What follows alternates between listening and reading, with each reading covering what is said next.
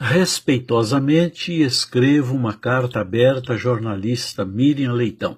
Eu sou Joel Lopes de Assis, sou de Caratinga, Minas Gerais, terra de Ziraldo, de Aguinaldo Timóteo, que nunca se envergonharam de citar suas origens. Terra de gente simples, estudiosa, laboriosa, e eu sinto-me de peito estufado quando digo que sou caratinguense e estudei no Colégio Caratinga e cheguei a ser professor naquele respeitado educandário que teve seu pai, o reverendo Uriel de Almeida Leitão, como diretor. Senhora jornalista, eu quero fazer aqui algumas referências ao reverendo Uriel de Almeida Leitão.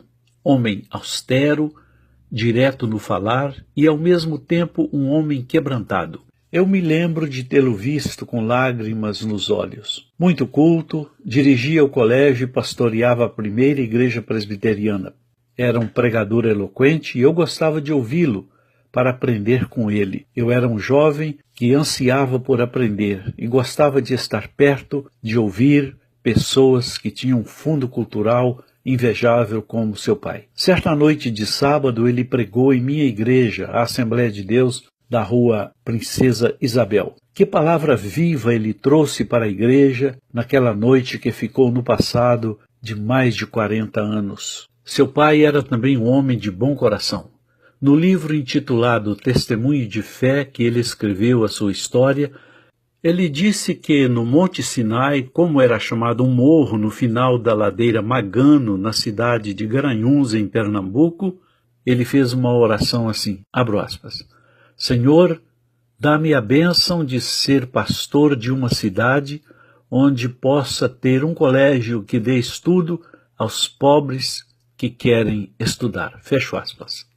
Lembro-me de quando eu fazia o primeiro grau e tive que trancar minha matrícula durante um ano devido a dificuldades financeiras.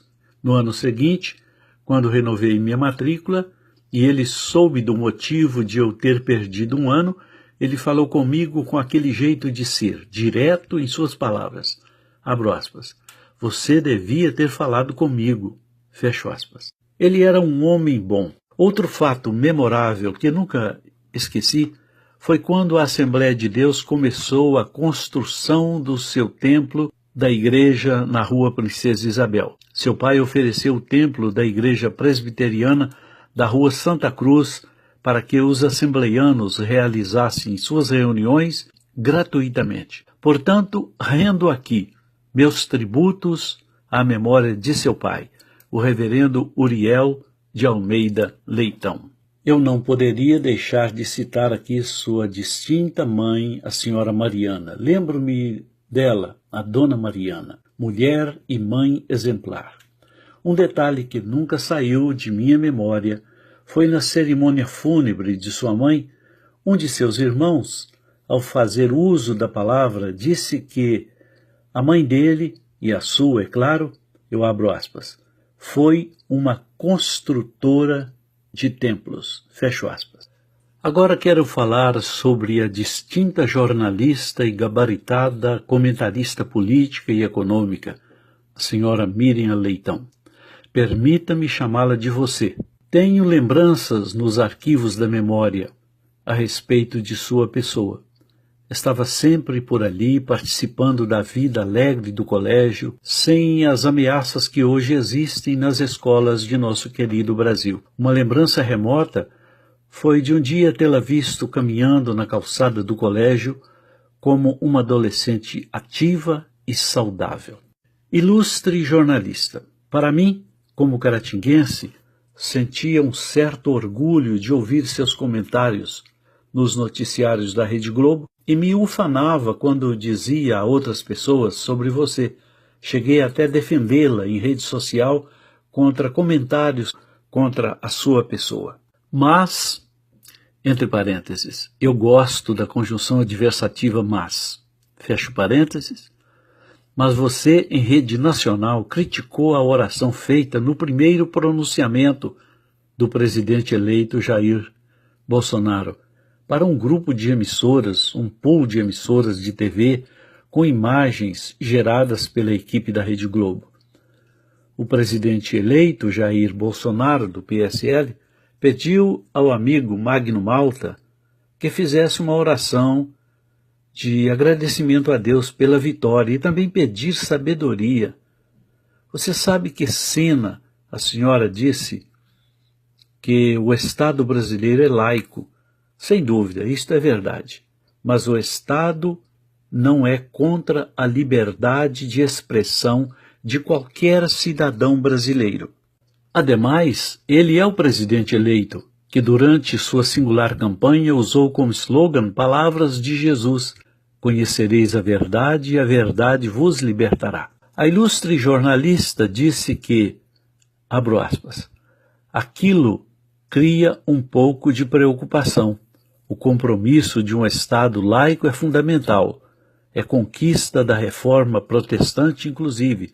Separar Estado de Igreja é fundamental. Fecho aspas. A sua referência era a respeito da oração. Então, por que a senhora não comentou o fato de um candidato que não teve dinheiro para investir como os outros, foi esfaqueado, mas foi salvo da morte, fez sua campanha em casa, não compareceu a debates, não se achou nada contra ele como os investigados da Lava Jato? Sinceramente, minha ilustre conterrânea e sábia jornalista e comentarista, você não foi feliz ao se pronunciar a emissora que você trabalha.